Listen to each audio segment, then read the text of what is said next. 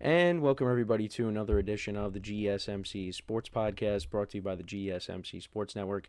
As always, I'm your host, Kenneth Grunfelder, and it's great to have you guys here on this Monday, April 7th. We have a lot to cover on the show today, like we always do. Before I get into that, just want to remind you guys, as always, to tip or donate and get your comments recognized, make sure to hit that super chat button in the chat if you want to see me acknowledge any thought or comment you may have throughout the live broadcast. It makes the show more lively, more entertaining.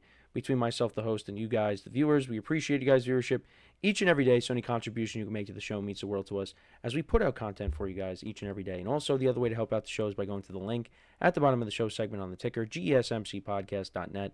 That is GSMCPodcast.net.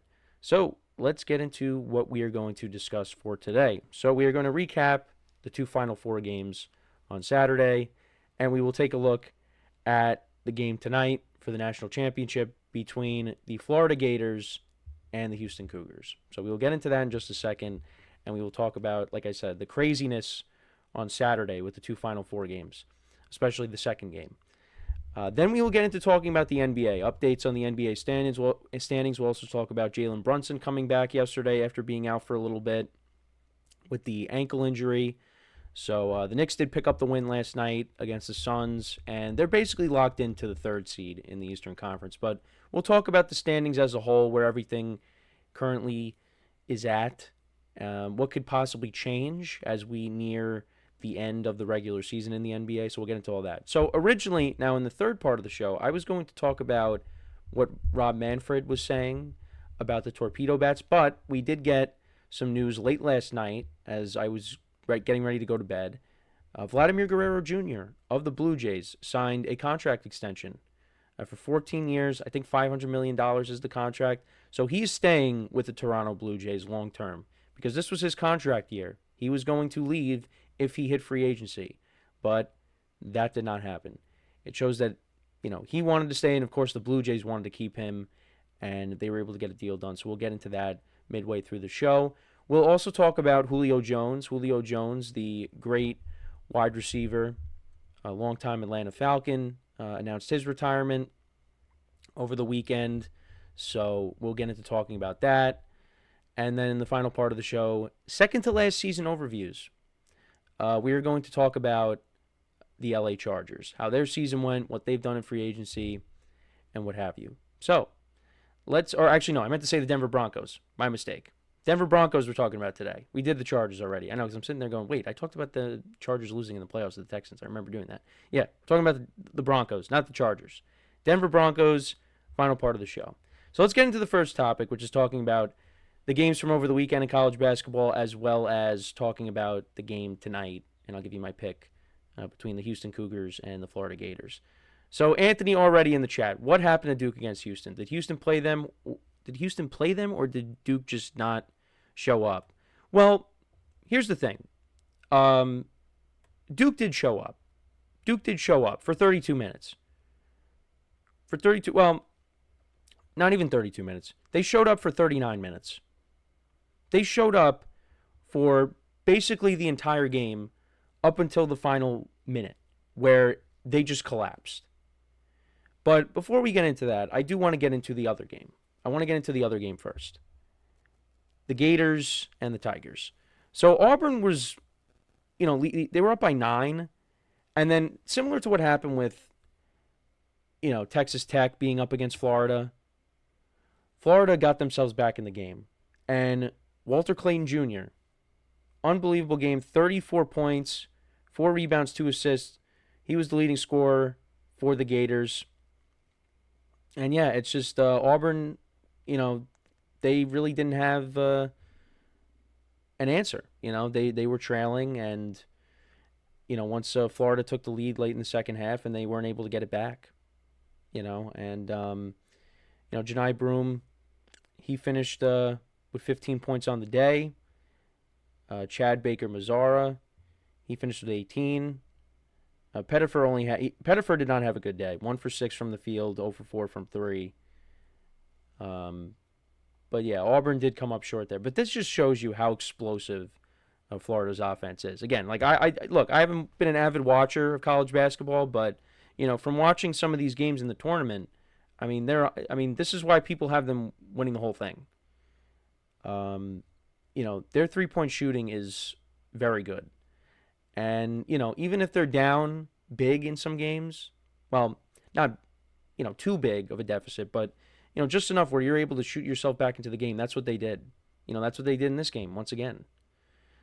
And now they're moving on to the national championship game. For Auburn, they had a great run. I had them getting knocked out very early in my bracket, but that did not happen. They were very good in the tournament, but Florida was the better team. Florida, beat them in the regular season, and now they beat them in the postseason as well. Auburn couldn't get the redemption there, and I thought they were going to be able to hold on, but again, Florida, they've dealt with adversity in this tournament, and they were able to come back and win. So they've moved on, but let's get back to this Duke-Houston game. So Duke was up for the majority of this game. Like I said, they were up 6 in the final minute and 14 seconds of the game. They outscored Houston in the first half, 34-28, but then Houston outscored them 42-33 in the second half. So Houston does hit a three. So let's go to the final, minute of this game, right? So Duke is up 7, right? Cooper Flagg makes a free throw, his second free throw. He was fouled. So they were up 66-59. Houston is then fouled on their possession. They hit a couple of free throws. They're now down 5. Knipple hits 1 of 1. He gets fouled. So, yeah, they're up 6. And then Houston, Duke lets them hit a three-pointer. They're down 3. Houston calls a timeout. All right? So now Duke has to inbound. And then this changed the course of the game. Because then Duke inbounds and they turn the ball over. Houston's able to get the offensive rebound on the missed three-pointer. They get the dunk. And they're now down 1. So then on the ensuing possession, on Duke's possession, Tyrese Proctor is fouled. And we have seen this time and time again in some of these games. You got to make your free throws. You have to make your free throws in these type of games. And Tyrese Proctor, 1 of 1, misses the free throw. Houston gets the rebound. Cooper Flagg fouls Juwan Roberts. Now, that was kind of a ticky-tacky call, but that led to free throws. And Houston took the lead. They get the ball in their best player's hands, in Cooper Flagg, and he misses it. Probably didn't have to take the shot there. You still had time, but, you expect Cooper Flagg to make that shot. And he missed it. Houston gets the rebound. They shoot a couple more free throws. Tyrese Proctor heaves up a three-pointer, which was not even close, and they end up losing. But give Houston a lot of credit because, it's not like Duke was destroying them like, they did with Alabama. Houston was still kind of hanging around, but you figured Duke was going to be able to close it out. And that didn't happen. LJ Cryer, great game. 26 points. Emmanuel Sharp had 16. Look, Duke's best players did show up. Cooper Flagg had 27 points, and Knipple had 16. However, everybody's talking about the center. Duke's center had 0 rebounds in the game. It's not good. And you look at the rebounds comparison. Houston out-rebounded them 42-31. That's not good. And look, if Duke was able to Tyrese Proctor makes his free throws, maybe we're having a different conversation, but that game should have been won. They were up 6 with 30 seconds left. How do you lose that? But that's what happened. And John Shire and the Duke players, they owned up to it. The way they were playing, it looked like they were going to win the whole thing. But, they asked Knipple and Flagg. They said, it was about the defense of Houston or you guys, missing your shots. And, they kind of said it was, a little bit of both. I mean, yeah, I mean, you missed your free throws towards the end of the game, but Houston is a very good defensive team. And, they kept it within distance that it was like, hey, we can come back. And that's what happened. They benefited from Duke's mistakes, especially the turnover. The turnover towards the end there was massive. That and the missed free throw. So, yeah, now it sets up Houston against Florida. You got a very good offensive team against a very good defensive team. Who wins? Now, my bracket is completely destroyed now. I was doing well, and then the Final Four happens, and we're done. We have no chance of doing anything.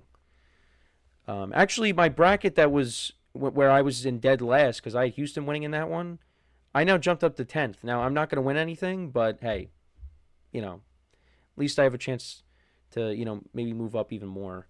But, yeah, so it should be a good game. It's I honestly am leaning Florida. I'm leaning Florida in this game tonight. So when you hear that, you're like, all right, well, it looks like Houston's going to win. Because, I picked Auburn, and obviously I had Duke winning the entire thing. But I don't know. I'm leaning towards Florida. They have dealt with it, like I said earlier, they have dealt with adversity in this tournament. I mean, they've been down in these big games as we've gotten later into the tournament. And, they are able to shoot themselves back in the game. Houston won because of Duke making mistakes. Now, that does not mean that Houston can't win this game. They can. But are they going to be able to keep up with Florida? Are they going to be able to keep this game within striking distance in case they are down again to try and come back? We'll have to wait and see. But hopefully it's a great game tonight. But I am leaning towards the Gators to win this and win the national championship game. So you know what's going to happen. Houston's probably going to end up winning because of me saying that. Now, I know I have Houston winning in one of my brackets. I also do have Florida winning in another. But I am leaning towards Florida to win tonight. Like I said, I hope it's a good game. I hope it's exciting. But we did get two very good Final Four games. And I also did want to shout out the UConn Huskies in women's basketball because they did win their tournament. So congratulations to them. I did want to bring that up. And we'll find out who wins the men's tournament tonight. But let me know what you guys think, though, about the games from over the weekend. About Duke's collapse, Florida winning over Auburn. Your thoughts on the national championship game, let me know in the comments. So we are going to take our first break of the show.